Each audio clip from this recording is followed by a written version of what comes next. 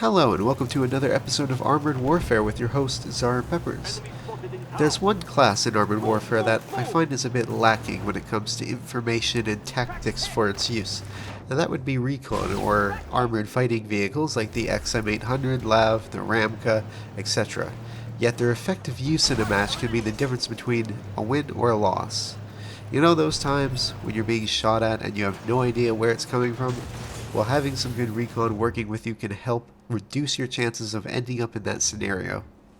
This is one thing that I think sets Armored Warfare apart from games like World of Tanks and War Thunder, games that don't have a dedicated recon class.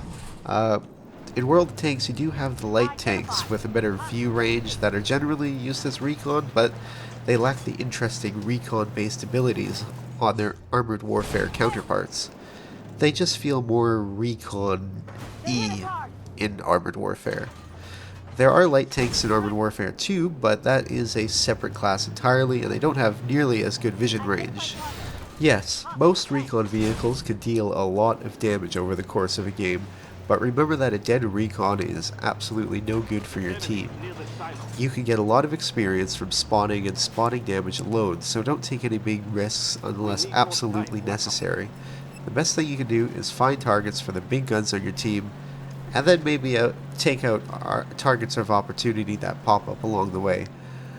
I know for new people, as I was one at one point as well, the first minutes of a match can be a bit confusing, but what you decide to do in the beginning can mean the difference between life and death. When the match begins, pay close attention to what your teammates are doing. I usually start working my way up the center of the map while watching, otherwise it'll take longer for you to get in the fight if you're just sitting there. First, take note of the different classes and how they're spreading out across the map. Take note of other recon vehicles, main battle tanks, and light tanks. Once you have that information, you can decide what your next move is going to be. Remember that you'll be most effective supporting the large guns on your team. Look at the map and find an area where there are friendly main battle tanks and no recon units. If you spot one, head over there and fill the gap.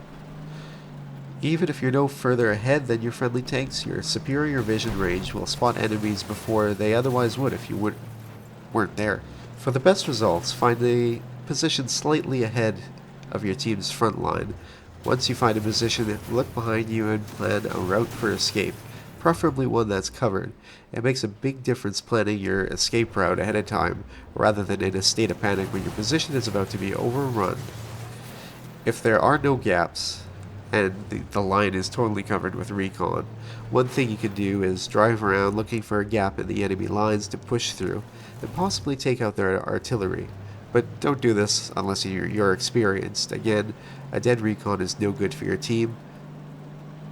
Or you can set up a patrol going up and down the front line, being ready to go wherever you may be needed, keeping an eye on the map. Sometimes I like to buddy up with the highest tier tank on my team, because keeping them alive will improve your team's chances for victory, but remember to stay out of their way. Having somebody getting all up in your personal space can be a little bit annoying. Or you can just drive as fast as you can right across the front line and light up the whole enemy team while shells go flying everywhere and they're desperately trying to hit you. It's pretty great. Right up until you hit a tree and immediately take 5 shots from a tank and explode. But whatever you do, just be mindful of the flow of the match. Keep an eye on the map and look for areas where you may be of more use, because you're fast and you'll be able to get there before anyone else does most of the time. Keep an eye out for any information dead zones on the map. What I mean by this is an area of the map that your team lacks any information on. Take note of what types of vehicles are left on the opposing team and how many are left.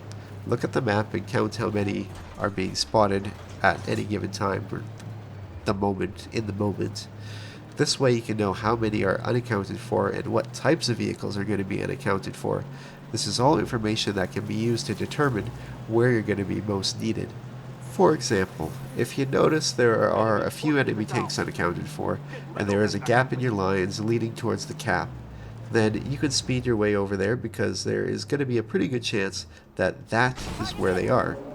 That's really the simplest way of looking at recon. You're trying to keep track of as many players on the enemy team as possible. So now you're in the fight. You're lighting up the enemy team and your buddies are taking them out one by one. This is where you can use your recon ability to help your team out even more. Do this by targeting an enemy and holding down E. This will call out their position to everybody on your team.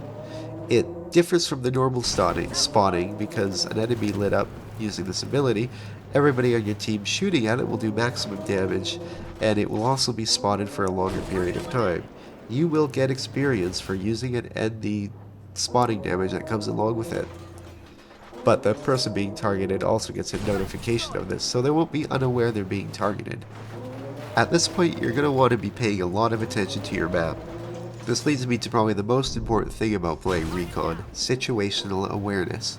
Of course, this is also a huge factor when playing any vehicle, or any game for that matter, but Recon, it is basically your job to be aware of the situation. I really can't wait till I move so I can talk with a little more dynamics. Vancouver livin'. Take note of where the enemies are and where they're moving, and pay extra close attention to your flanks, and know when to fall back. There are many situations when a tactical retreat is the best move. It may be because you need more cover, or a choke point, whatever your reason may be, it's a good plan. But this is the heat of battle, and sometimes you get into situations that you wouldn't really like to be in. If you end up going up against the main battle tank, for example, you aren't completely hopeless against it. You have your speed, and if you can make your way around the tank to its side and rear armor, your 20mm auto cannon shells or the 76mm light tank guns will be able to penetrate a main battle tank, and they can tear through light vehicles fairly easily. Just try not to get shot at, because unless you're in a higher tier AFV, you aren't going to be able to bounce that shot, most likely. For a summary, overall I really like what they've done for Recon in this game. In World of Tanks, Recon basically means you have a tank that usually can't do much damage with a puny gun and some extra vision range, whereas AFVs in Armored Warfare actually feel like they're designed for the Recon role and have abilities to back it up. I've gone into games where I've only taken out one enemy and ended up in the top 5 at the end of the match because I had focused on the Recon role and any kills were just a bonus. But that doesn't mean you can't rake up a ton of damage in these things. But in PvP matches I usually like to play it safe so I can support my team until the end. So if I have to choose between firing on an enemy and being spotted, or holding my fire and keeping myself hidden to continue feeding information to my team, I'll usually choose the latter. But that's just how I play. You're free to focus more on the combat role instead if you really want to. This video is just for those who wish to use it primarily as a recon role. But now I thought I'd show you a game that's putting these things into practice. Here we are in the XM800, going up the center of the map. I'm looking at where everybody's going. I notice that there are less recon units going up to this side, so spot up by that factory where I'm gonna head to see if I can spot any bad guys. I apologize for the frame rates in this video. I am working on a new computer that will solve all these issues because this thing is pretty old. It's basically just a $500 computer from Best Buy with a decent graphics card shoved in it. It's worked pretty well, surprisingly, for a while, but it's time to upgrade. Anyways, I've spotted my first targets. I'm going to head over to the other side to see if I can see any more from that side. Anybody over here? It looks like there is a little friendly...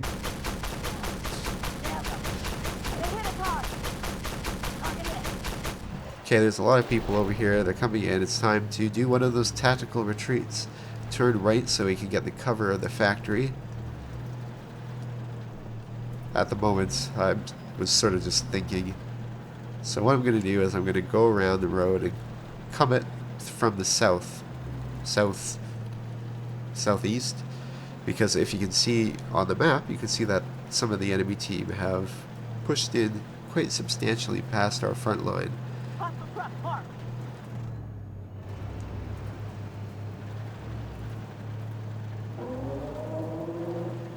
Enemy capping, but there are other teammates over there, so I'm going to help these guys finish dealing with what's over here.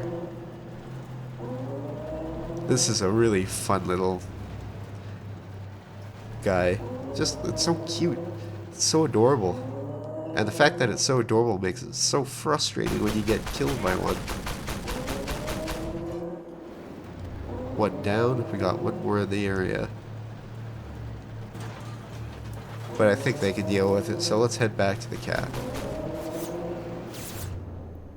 Pew pew pew pew pew pew pew pew pew pew. Oh, hello, buddy. This is one of those unexpected moments, I suppose. I only hit him once.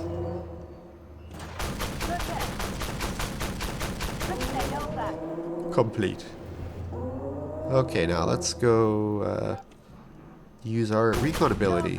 I accidentally pressed the button. See, there we go. He's lit up. Our whole team can see him, and any hits will do maximum damage. So now let's go in. We need to reset that cap. We'll just ignore that BMP or VMD, whatever it was, and floor it. This is one of those moments when doing something crazy is necessary. This is the exception. Now we're just trying to do damage to the people in cap to reset the cap. I've switched to incendiary to do this because it'll do a little tiny bit of damage rather than just bouncing like a Sabo round might. So there we are, the caps are reset, and we do go on to win this game.